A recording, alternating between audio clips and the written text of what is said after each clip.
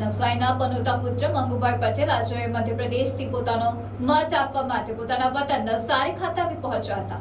ગુજરાત સરકારના માજી મંત્રી અને નવસારીના પનોતા પુત્ર મંગુભાઈ પટેલ હાલમાં મધ્યપ્રદેશના રાજ્યપાલ તરીકે કાર્યરત છે। ત્યારે આજે ગુજરાતમાં ચાલી રહેલા લોકશાહીના પર્વ એવા મતદાનને ન્યાય આપવા અને પોતાનો મત આપવા પોતાના વતન નવસારી ખાતે આવી પહોંચ્યા હતા, જ્યાં તેમણે પરિવાર સાથે મતદાન મથક ખાતે પહોંચી અને સૌપ્રથમ મતદાન કર્યું હતું અને તમામ મતદારોને વધુમાં વધુ મતદાન કરવા માટેની અપીલ કરી હતી। ચૂંટણી એ મોટું પર્વ છે।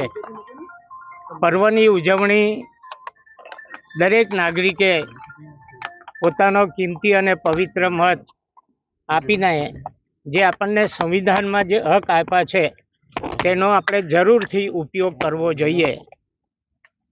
સમગ્ર ગુજરાતની પ્રજા અને આમ તો સમગ્ર દેશની પ્રજાને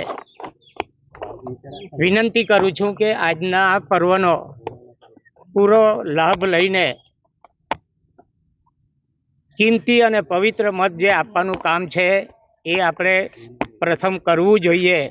એને માટે આપ સૌને હું નમ્ર અપીલ કરું છું। આભાર। Bureau report NDC news Navsari.